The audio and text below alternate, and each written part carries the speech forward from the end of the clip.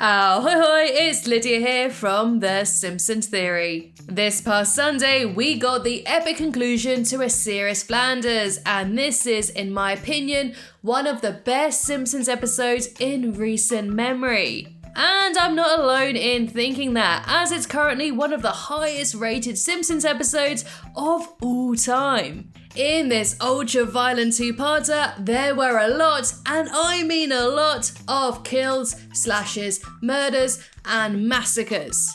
Seriously, it has a bigger body count than most of the Treehouse of Horror specials, and done so in a slick way. In this video, I'm going to break it down, share my thoughts, count some kills, and overall let you know why you need to get into this episode in particular. So let's not waste any more time, as this is a Serious Flanders kill count. The episode starts with a Netflix parody called Simflix. So alongside a Serious Flanders, we get the Tweens Gambit, Somebody Feed Gil, Be Jack Horseman, Wigmouth, House of Carl, and Crustified. Let me know in the comments which parody you'd like the creators to explore next. Personally, I'd really like to watch the Watchmen parody starring Hans Moleman. I just want to see him hand out some cans of whoop-ass for a change. But perhaps another time, as this time a Serious Flanders is selected. This is a parody of the TV series Fargo, originally created as a movie by the Coen brothers. And the entire episode faithfully imitates the show's music, cinematography, and ambience. The first character to be introduced is the rich Texan escaping from his debt collectors, when he accidentally knocks himself out and wakes up tied to a chair. This is where we're introduced to the great villain Costas Becker, played by Brian Cox. For the collector's name was Death. Becker is there to strike out his debts that are due to be paid in money or blood. His delivery and character just cuts through the episode, far different to the villains like Russ Cargill, Sideshow Bob, and Mr. Burns. There's no playing around with this guy in terms of gags and mockery. This guy means business. A lesson the rich Texan learns the hard way when he gets riddled with bullets. In a similar way to the Treehouse of Horror episode, this two-parter is non-canon, so although many of the characters bite the dust here, they will turn up like nothing happened in the next regular episode, I am sure. So do not worry, rich Texan fans, as this guy is sure to come back. We are then transported to Flanders picking up litter dressed just like Martin Freeman's character in the show. Anywho, while chasing a pesky rapper, he trips and tumbles down a hill, smashing through a fallen tree where he finds a Pan Am bag full of cash. Just a few moments later, he is followed by clumsy Homer as he tumbles down the hill, landing right next to him, insanely jealous of Ned's find. Oh, it's always been my dream to find a bag of money. You stole my dream. Taking the money back home, Flanders debates on what to do with it. He thinks back to his grandfather, Sheriff Flanders, who was a decent and righteous man of the law. So, thinking of his good-natured granddad, he donates the money to the orphanage in his grandpapa's name. Ned Flanders. First. This is when he meets Barb, voiced by Kristen Milioti. For one, she brings out Neddie's friskier side, and also she just seems to be his type. I mean, I did think it was interesting that her costuming was very similar to Helen Lovejoy's and Maud Flanders, just an amalgamation joined together. When Ned's good deed is reported on the news, Costa recognizes the exact amount in his ledger. I have a very old, very personal debt to collect. And so he sends two of his henchmen to track Neddy down. Yes, they arrive in Evergreen Terrace, but oh no, they get the wrong house. Homer, borrowing Flanders' possessions, finally got the better of him, and so they believe him to be their man, stunning Homer and abducting him. At the same time, Flanders is out on a date with Barbs, who's the girl who runs the orphanage. And I guess it must have been that steamy hot cup of cocoa as she invites him in for a steaming cup of love. But her place needs a bit of work on becoming a better boudoir, as it is absolutely plastered with pictures of Sideshow Mel. He's your husband? But as it turns out, Barb and Mel have a special arrangement. Ah, the cuckold! And a shocked Ned gets the heck out of there. After this, the goons unveil Ned Flanders to their boss. This is not Ned Flanders. Ned gets a call from Costa demanding to deliver the full amount of money to him, otherwise Homer goes bye-bye. While Ned is weighing out his options, Fat Tony and his gangster mates confront Costa at a diner. But as discussed before, Costa isn't a guy to be mocked. So when the gang try to intimidate him, Costa stabs his fork into Tony's cheek, before tossing his steaming cup of hot coffee into Louie's face and knocks out the other two in the process. At one point, he even introduces Leg's eye to a salt shaker. But Legs never had the best eyesight anyway. I'm seeing double here. 4 crusties.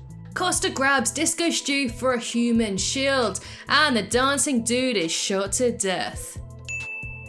To break up the party, Mr. Burns pops in to claim his free donut for his birthday, and his head is completely exploded by a bullet.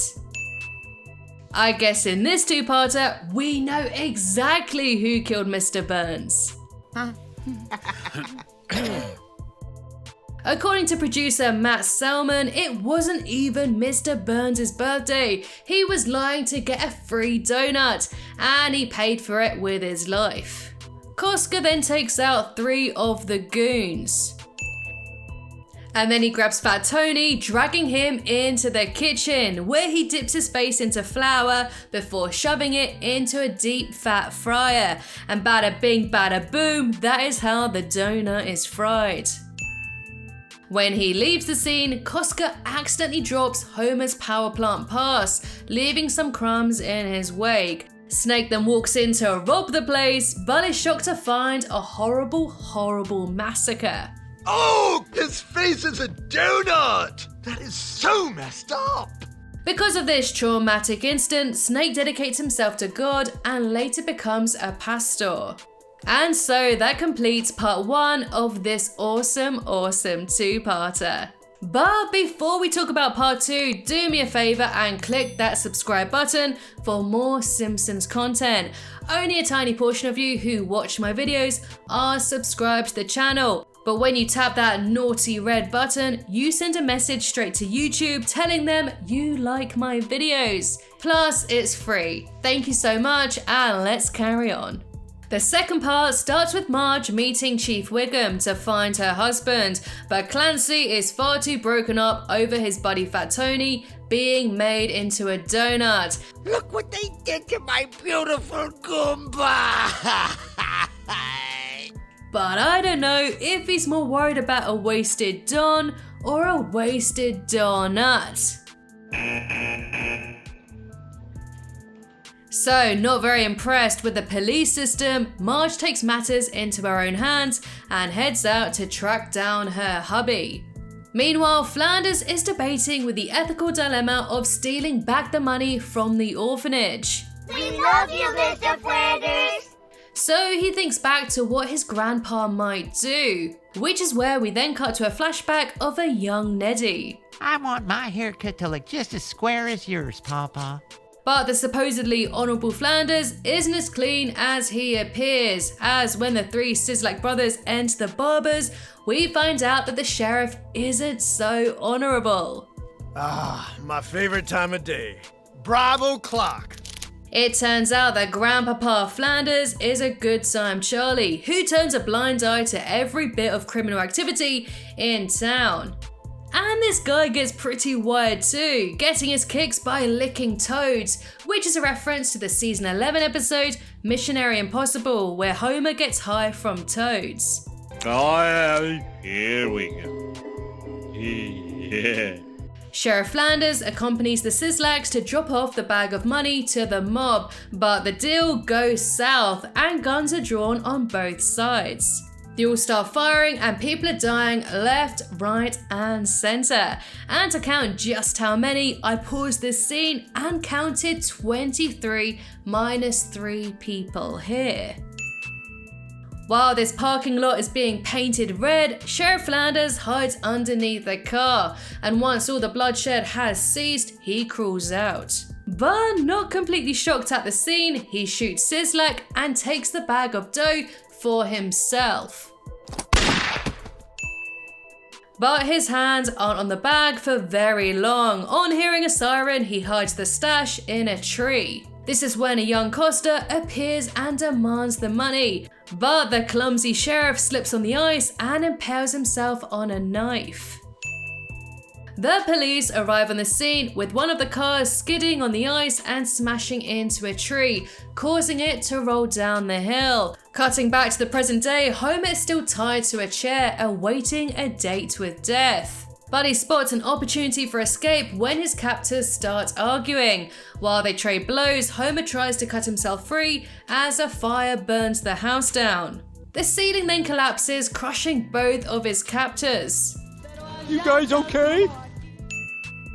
Homer passes out due to the smoke, but luckily Marge is there just in time to save him. While all of this drama is going on, Flanders finally decides that he needs to get the money back in order to save his neighbor Reno. But in order to get the keys for the safe, he has to sleep with Bobs, and after bumping uglies for some time, Ned gets the key and steals the bag.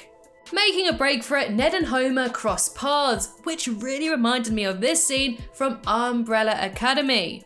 Distracted, another car crashes into Ned. Now, I won't be including the other person in the car as a kill, because I have no idea if they died or not. It's similar to the coppers. Homer begins to save Ned from the burning car, but when he sees that gorgeous bag of cash, he tries to save that instead. Getting his arm burned in the process, Homer manages to save both the bag of money and Flanders before flames engulf the car. Everyone sees this and they hail Homer as a hero for saving the orphans' money, while Flanders is branded as a dirty, dirty thief. 3 years pass by and Homer is recognized as a local hero and given the key to the city, using his fame to open up his new business called Heroic Lube and Tire. And everyone is very happy with him, all except Marge. I'll never forget seeing you choose the money instead of saving Ned. Despite being a Fargo parody, there are lots of references to Breaking Bad and other premium TV shows, such as this scene where the Flanders house is vandalized, which is a reference to Walter White's house in Breaking Bad. Although Marge thinks that Homer has turned his back on his old neighbor, he has a secret. Taking every precaution possible, sombreros and all, he travels cross-country to meet Ned living incognito in a cabin with supplies that will let him live. It turns out that Homer set this up for Ned so he can be safe from Costa. This is another reference to Breaking Bad. I for one would love to see a full-on Breaking Bad episode with Ned playing the role of Walter White. Come on, they look identical. Suspecting her homie is not only a horrible person but a cheating one too, she follows him into the cabin and is shocked to find Flanders. Realizing everything that Homer has done for Ned, she forgives him, finally, after 3 years. But Costa followed Marjorie to the cabin, chasing Ned to an iced over lake, ready to cross that final debt off his book with sweet, sweet satisfaction. Balance. Thinking quickly, Ned throws Costa's beloved book across the lake, causing him to chase after it. But as he does so, the ice cracks all around him and he sinks to the bottom of the lake, giving us our final death of the episode. Ned Flanders then goes back home to Springfield and everything reverts back to normal. The end.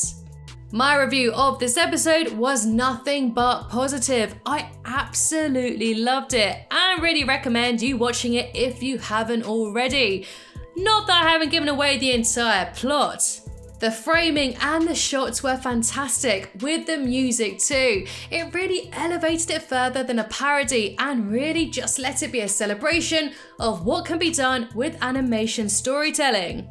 It was able to effectively create a sense of foreboding darkness with a villain that really shook the screen. And despite its dark atmosphere, it genuinely made me laugh out loud with jokes that just landed and acted as great comic relief. It was just really nice to get excited about an episode again, and the fact it was a two-parter just made it so much more sweeter. I hope we get more of these format-bending episodes that allow the writers to get experimental without worrying about continuity. But tell me, what did you think of this episode? Let me know in the comments below. And finally, I'd like to say a big thank you to my newest Flying Hellfish member, Valerie Horton. Thank you so much for supporting the channel, it really does mean a huge amount to me. And of course, a big thank you to my other Flying Hellfish members. We have Timothy, One Drama Boy, Steve, Charlie, Sean, Stefan, Robert, Ashley, Glenford, Devin, Gadrak, Stephen, Edward, Anthony, Nicola, Jeffrey, Abby, Dominic, Cody, Chaz, Jeff, Gil, Shadu, Murray, Paul, Henry, Frank, Lucas Z, Omar, Eric, Thomas 88, Samantha, Rayleigh, Laurent, Brendan, Shavendra, Holly, Jason, Molly, Doug, Eli, David, and Rachel.